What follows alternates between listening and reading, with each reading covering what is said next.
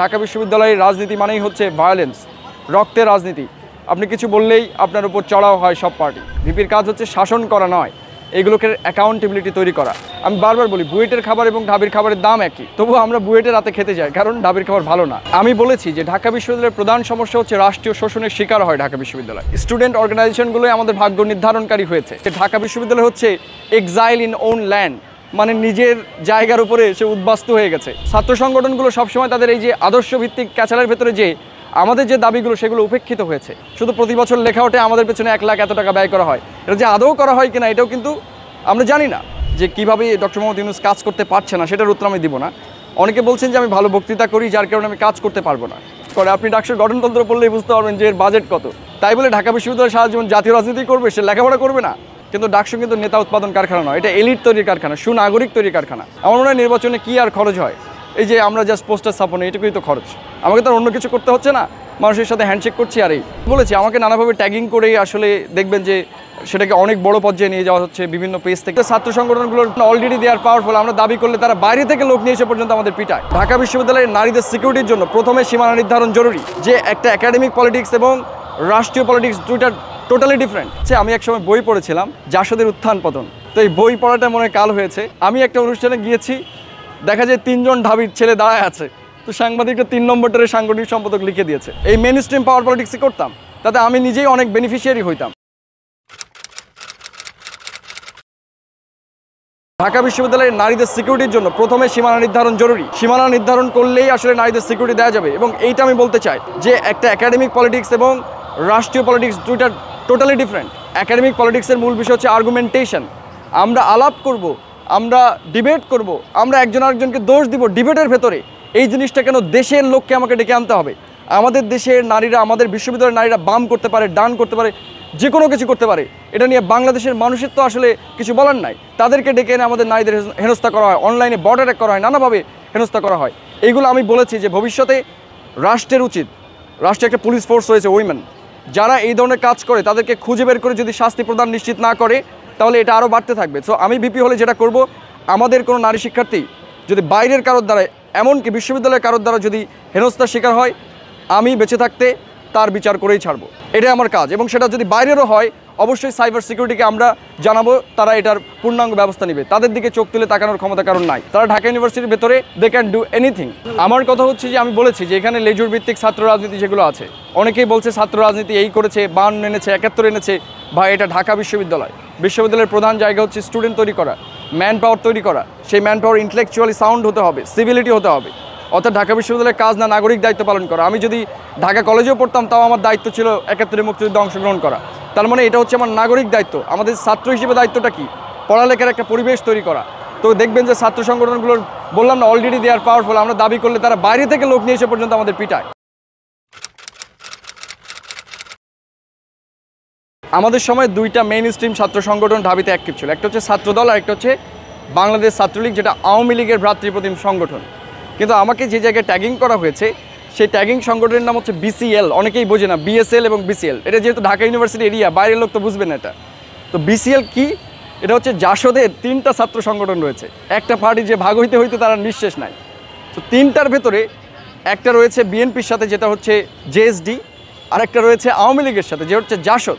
এই জাসদের নাম হচ্ছে জাসদ ছাত্রলীগ। আর বিসিএল হচ্ছে শরীফ নুরুল আম্বিয়া নামের একজন ছিল, উনি এটা 16 সালের পরে এসে তৈরি করেছেন, যেটা সম্প্রতি নিবন্ধন পেয়েছে, মানে আগে নির্বাচনেই অংশ নেয় না।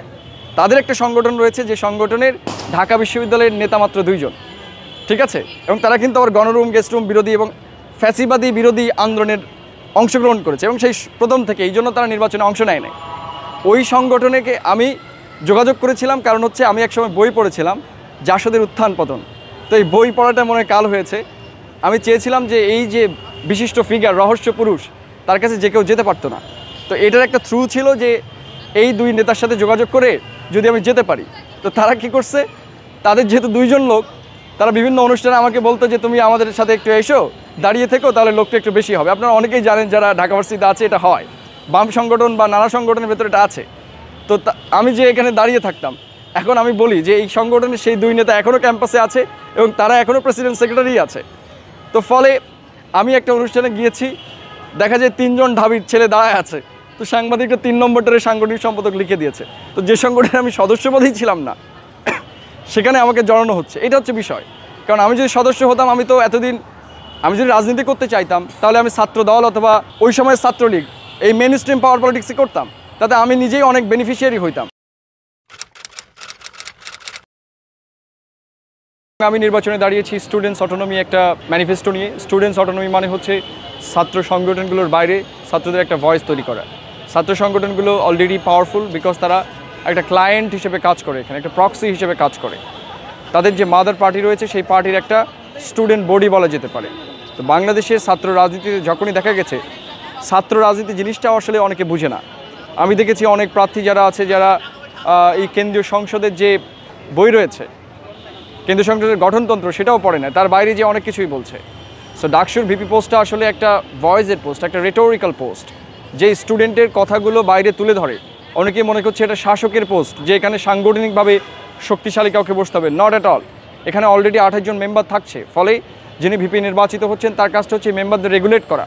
কারণ দেখেন, সাহিত্যের জন্য সাহিত্য সম্পাদক রয়েছে, খাদ্যের জন্য রয়েছে ক্যাফেটেরিয়া কমন রুম সম্পাদক, প্রত্যেকটার জন্য আলাদা করে সম্পাদক রয়েছে। ভিপির তাহলে কাজ কি? ভিপির কাজ হচ্ছে শাসন করা নয়, এগুলোকে অ্যাকাউন্টেবিলিটি তৈরি করা। ঢাকা বিশ্ববিদ্যালয়ে যখনই কোনো ছাত্ররা আন্দোলন করেছে কোনো অধিকার নিয়ে, সেই আন্দোলনে প্রথম হামলা কারা করেছে? এখানে থাকা ক্ষমতাসীন ছাত্র সংগঠনগুলো করেছে, এবং তাদের যে লিয়াজু রয়েছে সেই লিয়াজু সংগঠনগুলোই আসলে এখানে হামলার বৈধতা তৈরি করেছে। ফলে আসলে স্টুডেন্টের একটা নিজস্ব ভয়েস তৈরি করার জন্য ডাকসু প্রতিষ্ঠিত হয়েছে। এবং ডাকসুতে যদি আপনারা কোনো ছাত্র সংগঠনকে বসান, তাহলে আপনাদের ভয়েস বলে আর কিছু থাকলো না, সবগুলো পথ বন্ধ হয়ে যাচ্ছে। এবং পুরো বিশ্বে ছাত্র সংসদ নির্বাচনের মূল ব্যাপারটা হচ্ছে একজন স্টুডেন্ট তার জায়গা থেকে দাঁড়াবে। কারণ সে তো আর লোক বল ভাড়া করে পোস্টারিং করে এরকম করে কিভাবে নির্বাচন করবে? তো আপনারা একটা ইউনিভার্সিটিকে একটা লোকাল পলিটিক্সের ময়দান বলে ক্যাটাগরাইজ করেছেন। ওই জায়গা থেকে আমি বেরোনোর জন্য একটা এক্সাম্পল সেট করতে চেয়েছি। আমি জানি না আমি পাস করবো কিনা, এবং আমি কিন্তু কিছু ডিসকোর্সের জন্য এখানে দাঁড়িয়েছি। আমি যেটা বলেছি, ছাত্রদের নিজস্ব ভয়েস, আমি বাদেও অনেকে স্বতন্ত্র প্রার্থী রয়েছে, সো তাদের দিলেও কিন্তু সেম জিনিসটা হতে পারে। তো আমি এটা বলেছি যে আমাকেই ভোট দিতে হবে এমন কোনো কথা না। যাদেরকে আপনি মনে করবেন যে ব্যক্তিগত জায়গা থেকে এই যে স্টুডেন্টের ভয়েসটা যারা এনশিওর করতে পারবে, as a VP or as a panel, যে কোনো প্যানেলে যে কেউ থাকতে পারে, আপনি ব্যক্তি হিসেবে ভোট দিবেন এবং স্বতন্ত্র দেখে ভোট দিবেন যে এই মানুষটা আসার পরে কোনো মাদার পার্টিকে সার্ভ করবে কিনা। এটাই আমার আসলে মূল ম্যানিফেস্টো ছিল। অনেকেই অনেক কিছু বলছে, কারণ ডাকসুর বাজেট সম্পর্কে কেউ খোঁজই রাখে না যে ডাকসু আসলে কয় টাকা খরচ করতে পারে। একটা ভিপি হয়তো 2 থেকে 3 লাখ টাকা খরচ করতে পারবে বছরে। তো এটা দিয়ে আসলে কিছুই করা যায় না। এটা তৈরি করা হয়েছে মূলত অ্যাকাউন্টেবিলিটি তৈরি করার জন্য। এই যে আমি বারবার বলি, বুয়েটের খাবার এবং ঢাবির খাবারের দাম একই, তবুও আমরা বুয়েটের রাতে খেতে যাই, কারণ ঢাবির খাবার ভালো না। তো এর ভালো না হওয়ার কারণটা কি? কোনো অ্যাকাউন্টেবিলিটি নাই। ছাত্র সংগঠনগুলো এমনিতে যে পাওয়ার চর্চা করে ক্যাম্পাসে, তাতে একদিনে চাইলে এটা বন্ধ হয়ে যেত, কিন্তু বন্ধ হয় নাই। ফলে এটা আমরা বুঝেছি যে তাদের উপর ডিপেন্ড করলে তারা মনে করে যে আমাদের ভাগ্য তাদের হাতে আমরা লিখে দিয়েছি, তারা আমাদের নিয়ে ফুটবল খেলবে। এর আগে আপনি দেখেছেন ঢাকা বিশ্ববিদ্যালয়ের রাজনীতি মানেই হচ্ছে ভায়োলেন্স, রক্তের রাজনীতি। আপনি কিছু বললেই আপনার উপর চড়াও হয় সব পার্টি। যেমন আমি যখন কথাগুলো বলেছি, আমি যে কথাগুলো তুলে ধরেছি, দেখবেন আমার ইডিওলজি বলতে আমার কথাগুলো, আইডিয়াগুলোকে অ্যাটাক না করে তারা আমাকে নানাভাবে ব্যক্তিগত আক্রমণের চেষ্টা করছে। তার মানে আমি যে আইডিয়াটা বলেছি এটা অলরেডি উইন করেছে, তারা এটাকে রীতিমতো ভয় পায়। সো এই উইন করার কারণে তারা আইডিয়াকে অ্যাটাক না করে আমি ব্যক্তি জায়গাকে আমাকে নানাভাবে হেয় করার চেষ্টা করা হয়েছে। আমি বলেছি যে ঢাকা বিশ্ববিদ্যালয়ের প্রধান সমস্যা হচ্ছে রাষ্ট্রীয় শোষণের শিকার হয় ঢাকা বিশ্ববিদ্যালয়। যখনই আমরা কোনো কিছু চেয়েছি, রাষ্ট্র, বললাম না যে স্টুডেন্ট অর্গানাইজেশনগুলোই আমাদের ভাগ্য নির্ধারণকারী হয়েছে। ফলে দেখবেন যে রাষ্ট্র নানা সময় আমাদের জমিগুলো দখল করেছে। আমি যেটা বলেছি, একটা বিশ্ববিদ্যালয়ের প্রধান যে জায়গা সেটা হচ্ছে এনভায়রনমেন্ট ক্রিয়েট করতে গেলে আপনাকে কি করতে হবে? প্রথমে সীমানা নির্ধারণ করতে হবে। আপনি নিজেও জানেন যে ঢাকা বিশ্ববিদ্যালয় হচ্ছে এক্সাইল ইন ওন ল্যান্ড, মানে নিজের জায়গার উপরে সে উদ্বাস্তু হয়ে গেছে। মানে এর মধ্যে এতগুলো প্রতিষ্ঠান, তার ভেতরে এখানে একটু ঢাকা ভার্সিটি, ওখানে একটু ঢাকা ইউনিভার্সিটি। কারণ হচ্ছে এই পুরো জমিটা কিন্তু ঢাকা বিশ্ববিদ্যালয়, সরকারই এই জমি দখল করেছে। শুধু সরকার না, নানা সময় নানা প্রতিষ্ঠান বানানো হয়েছে, কিন্তু তার জন্য যে ইউনিভার্সিটিকে একটা পাওনা জমি দিতে হবে সেই জিনিসটা তার মানে বেমালুম ভুলে গেছে। তো যার কারণে ঢাকা বিশ্ববিদ্যালয়ের সীমানা নির্ধারণ করা হয় নাই। আর ছাত্র সংগঠনগুলো সবসময় তাদের এই যে আদর্শভিত্তিক ক্যাচালের ভেতরে যে আমাদের যে দাবিগুলো সেগুলো উপেক্ষিত হয়েছে। সো আমি বলেছি যে ভিপি হিসেবে আমার কাজ অ্যাকাউন্টেবিলিটি তৈরি করা, এবং অন্যান্য বিশ্ববিদ্যালয়ের যে বাজেট রয়েছে তার চেয়ে কিন্তু ঢাকা বিশ্ববিদ্যালয়ের বাজেট বেশি, কিন্তু সেটা কোথায় ব্যয় হয় আমরা কেউ জানি না। শুধু প্রতি বছর লেখা ওঠে আমাদের পেছনে 1 লাখ এত টাকা ব্যয় করা হয়, এটা যে আদৌ করা হয় কিনা এটাও কিন্তু আমরা জানি না। ফলে আমার কাছে অ্যাকাউন্টেবিলিটিটা তৈরি করা। এবং আমি আরেকটা কথা বলেছি, আমি এই সীমানা নির্ধারণ নিয়ে কাজ করব অন্তত আমি যতদিন ভিপি থাকবো। এখন এটা সফলতা পাবে কিনা সেটা সরকারের ব্যাপার, কিন্তু আমি আমার জায়গা থেকে এটা স্ট্রং থাকবো। 1 বছর আমাকে যারা ভোট দিবেন তারা যদি আমার সাথে থাকেন, ইনশাল্লাহ এই ক্যাম্পাসের সীমানা নির্ধারণ করা সম্ভব। কারণ একটা শিক্ষা প্রতিষ্ঠানের চেয়ে গুরুত্বপূর্ণ বিষয় একটা শহরে হতে পারে না। এবং সেই শিক্ষা প্রতিষ্ঠান, যে শিক্ষা প্রতিষ্ঠান এদেশের এক ধরনের জন্ম দিতে সবচেয়ে বড় ভূমিকা রেখেছে। আমাকে যারা দেখেছেন তারা এটা নিশ্চিত জানেন যে আমি যদি ওই সময় রাজনীতি করতাম, ক্যাম্পাসে অন্তত on of the known faces এটার একটা হইতে পারতাম। এটা আসতে এই 7-8 দিন লাগতো না, এতদিন ধরে আসতো এটা, তাই না? ফলে এটা যেহেতু পরে এসেছে, এর মানে হচ্ছে যে তারা এটা আসলে ফ্রেমিং করা হয়েছে আমাকে, যেহেতু আমাকে তাদের সাথে দেখা গেছে আমি দাঁড়িয়ে আছি। তো দাঁড়িয়ে থাকলেই তো আপনার ছাত্র সংগঠনের কর্মী হয় না, যতদিন আমি ফর্ম না পূরণ করবো এবং তাদের কোনো প্যাডে আমার নাম নাই। এটাও তাদের সংগঠনের যে প্রধান, ওই সময় সাংগঠনিক সম্পাদক ছিল, সাধারণ সম্পাদক ছিল, তারা ক্লারিফিকেশন দিয়েছে যে তারা আমাকে এই কারণে নিয়ে গেছিলো। ইভেন আমি 21শে ফেব্রুয়ারি বাংলাদেশের অনেকগুলো নেতা কিন্তু আমাদের শহীদ মিনারে আসেন। ফলে আমি তাদেরকে একবার বলেছিলাম যে যেহেতু আসামা আব্দুর রব ভাই আসছেন, ওই যে মুক্তিযুদ্ধ নিয়ে আমি কথা শুনতে চাইতাম, তো রব ভাই যেহেতু আসছেন আমাকে একটু নিয়ে যান। তো ওনাদের কার্ড নিয়ে, কারণ আপনাকে ছাত্র সংগঠন থেকে 21 জনকে বা 22 জনকে নিয়ে যাওয়া যায়, তো ওনারা আমাকে একটা কার্ড দিলেন যে এটা দিয়ে তুমি যাইতে পারবে। তো ওনাদের সাথে আমি গেছি, তাদের সাথে দীর্ঘক্ষণ, ওই যে 10টার দিকে সবাই আসে, 12টার পরে ফুল টুল দেয়, দীর্ঘক্ষণ আলাপচারিত হয়েছে। তো এইটা যদি আমার রাজনৈতিক ফ্রেমিং হয় আমি আসলে কিছু বলতে চাই না। আরও একটা বিষয় নিয়ে কথা বলি, একজন বিসিএস ক্যাডার নিয়েও কথা উঠেছে যে তার সাথে আমার পরিচয় কীভাবে। এটা সবাই জানেন যে আমি বই পড়তে পছন্দ করি এবং বই পড়ুয়া লোকদের একটা নেটওয়ার্ক রয়েছে। তো সেই নেটওয়ার্কের নীলক্ষেত থেকে আমার একজনের সাথে পরিচয় ঘটে। এখন তাদের সম্পর্কে কি অভিযোগ রয়েছে সেটার সাথে তো আমার কোনো জড়ানোর প্রশ্নই ওঠে না। ইভেন আমি এটা কিন্তু বলেছি যে এই সরকারের ভেতরে থাকা অনেক সিভিল বিসিএস কর্মকর্তা আমাকে চিনে।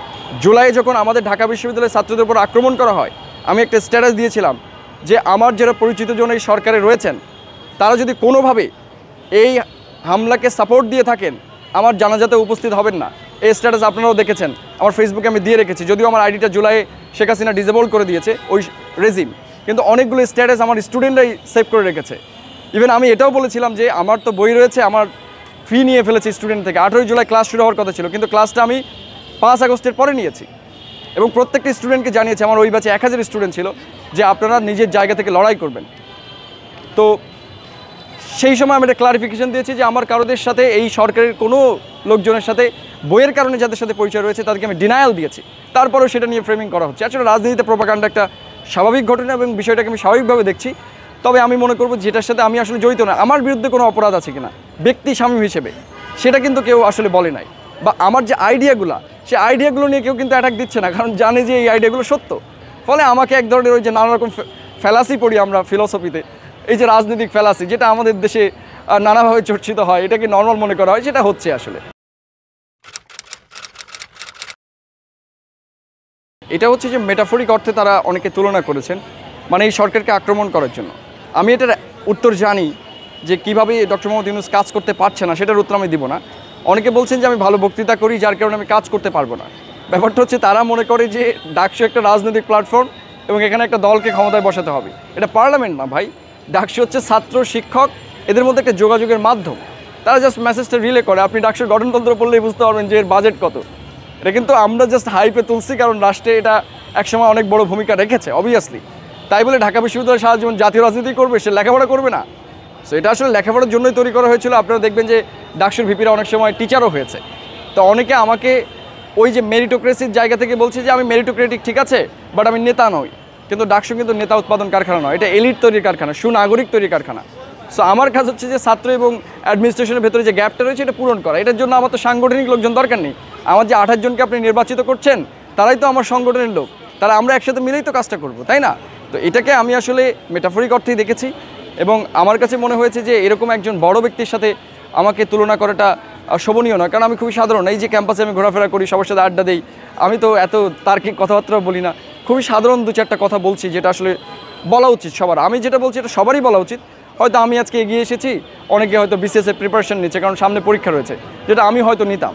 তো সেই জায়গা থেকে আসলে আমি ব্যাপারটা পজিটিভলি দেখছি। এবং আরেকটা বিষয়, ক্যাম্পাসে যদি একটি কাজ করতে দেওয়া হয়, আমি প্রথমেই বলেছি যে আমাদের যে জমিগুলো হারিয়ে গিয়েছে, আমার প্রধান টার্গেট থাকবে রাষ্ট্রের আমাদের সমস্ত ছাত্র সংগঠনগুলোকে নিয়ে। কারণ আমি বলেছি যে পলিটিক্সটা সবার জন্য, এখানে যারা সাধারণ শিক্ষার্থী রয়েছে তাদের তো কোনো ভিপি নাই, সাধারণ বলতে যারা এখানে পড়ালেখা করতে আসছে, যাদের পলিটিক্যাল অর্গান আছে, তারা অলরেডি ছাত্র দলে একজন ভিপি রয়েছে, শিবিরের একজন ভিপি রয়েছে, তাই না? প্রত্যেকের কিন্তু অলরেডি একজন নেতা রয়েছে, কিন্তু তাদের নেতা কে হবে, তাদের ভয়েসটা কী হবে? তো আমরা বলেছি আমরা প্রত্যেকের জন্য একটা একাডেমিক স্পেয়ার ক্রিয়েট করব। তারা এখানে এসে লেকচার দিবে যে কেন তাদের পার্টি ভালো, কেন তাকে সাবস্ক্রাইব করা উচিত, যেটা পুরো বিশ্বে আপনি অক্সফোর্ড ইউনিয়নে দেখবেন। তো আমরা কি ওই জায়গায় যেতে চাই না? তো ওই জায়গা থেকে আমি এটা বলেছি যে আমরা সবাইকে নিয়েই আমাদের ক্যাম্পাসটাকে একটা একাডেমিক পলিটিক্সের আওতায় নিয়ে আসার চেষ্টা করব। কিন্তু প্রথমেই যেটা করব, জমি উদ্ধার করার একটা চেষ্টা এবং সীমানা নির্ধারণ, যেটা নারীদের জন্য খুবই গুরুত্বপূর্ণ। কারণ এটা না হলে আসলে আপনি হলও বানাইতে পারবেন না। শুধু মুখে আমরা বলছি হল বানায় দিব, হল কোথায় পাবো আমরা? মূল ব্যাপার আমাদের হলের বাজেট কিন্তু হয়েছে, এর আগেও হয়েছে 21 সালের দিকে 9টা হলের, কিন্তু পরে জমির জন্য এটা করা যায় নাই। ফলে আমাদের টার্গেট হচ্ছে আপাতত আমাদের জমিগুলো ফেরত দিতে হবে। এটার জন্য আমি প্রধানত সরকারের সাথে এবং সবার সাথে এটা কাজ করব এবং ভয়েসটা জারি রাখবো। এখানে তো একদম সহজ প্রশ্ন যে 2022 সালের দিক থেকে আমি এডটেক প্ল্যাটফর্মে রয়েছি এবং আমার প্ল্যাটফর্মে প্রচুর স্টুডেন্ট পড়ালেখা করে। আপনারা অন্তত আমাকে যারা চিনেন তারা জানেন যে প্ল্যাটফর্মে মোটামুটি একটা ব্যাচেই 500 থেকে 1000 স্টুডেন্ট ভর্তি হয়। আমিও দেখাচ্ছিলাম একটু আগে যে আমার এখনও অ্যাডমিশন চলছে। ফলে সেখানে মোটামুটি একটা কোর্সে আর কি, একটা কোর্স তো 4 মাস চলে, সেখানে দেখা যায় যে আমাদের 12 লাখ বা 14 লাখ টাকা আসছে। ফলে মাসে মোটামুটি 2 লাখ টাকা থাকলে সে নিজেই অনায়াসে চলতে পারে। ফলে অ্যাজ এ স্টুডেন্ট আমার কাছে এটা অনেক টাকা। সো আমার মনে হয় নির্বাচনে কী আর খরচ হয়, এই যে আমরা জাস্ট পোস্টার স্থাপনে, এটুকুই তো খরচ। আমাকে তো অন্য কিছু করতে হচ্ছে না, মানুষের সাথে হ্যান্ডশেক করছি আর এই। তা আমার মনে হয় নির্বাচনে আমার হায়েস্ট খরচ হতে পারে 20,000 টাকা বা এরকম, ওই পোস্টার ইত্যাদি বানাতে। তো সেই জায়গা থেকে এটা আমার কাছে খুবই বলা যায় এটা ইজি ম্যাটার, আমার কারোর কাছে যাওয়া লাগবে না। এটা বলেছি আমাকে নানাভাবে ট্যাগিং করেই আসলে দেখবেন যে সেটাকে অনেক বড় পর্যায়ে নিয়ে যাওয়া হচ্ছে, বিভিন্ন পেজ থেকে এটা দেওয়া হচ্ছে। ফলে আমার এক ধরনের নিরাপত্তার আশঙ্কা রয়েছে। কারণটা হচ্ছে যে যেহেতু আমার ম্যান না, আমি কোনো সংগঠনের লোক না, আমাকে তো ওই সময় প্রতিরোধ করার পরিস্থিতির সৃষ্টি হবে না, আমাকে একাই নিজেকে প্রোটেক্ট করতে হবে। এবং সবগুলো অর্গানাইজেশন এই 1-2টা কথার জন্য, যেহেতু আমি বলেছি ছাত্রদের একটা রাজনৈতিক সংগঠনগুলোর বাইরে নিজে একটা ভয়েস তৈরি করা দরকার, এটা নিডেড। কারণ আমরা হিস্ট্রি থেকে এটা দেখছি, এটা টাইম আমাদের কিছু জিনিস শেখায় যে সময়ের সাথে সাথে এটা অ্যাডপ্ট করতে হবে। তো যার কারণে অন্য অন্য সংগঠনগুলো আমার সাথে কী করছে আপনারা অনলাইনে দেখতে পাচ্ছেন। ফলে আমি এক ধরনের আশঙ্কা বোধ করছি, যেটা আমি ক্যাম্পেইন করতে আসলে মনে করি যে আমাকে আরও একটু মনোবল শক্ত করা লাগছে যে ব্যাপারটাকে আরও এগিয়ে নিয়ে যাওয়ার জন্য, যেটা সাধারণ স্টুডেন্টের ভেতরে আসলে দাঁড়ানো খুব টাফ হয়ে যায়। তবুও আমি বিষয়টা চেষ্টা করছি, I will handle it. But আমি প্রশাসনের কাছে এটা মনে করি যে তাদের আরও একটু নিরাপত্তা ইনশিওর করা উচিত প্রত্যেক প্রার্থীর জন্য যারা স্বতন্ত্রভাবে ইলেকশন করছে।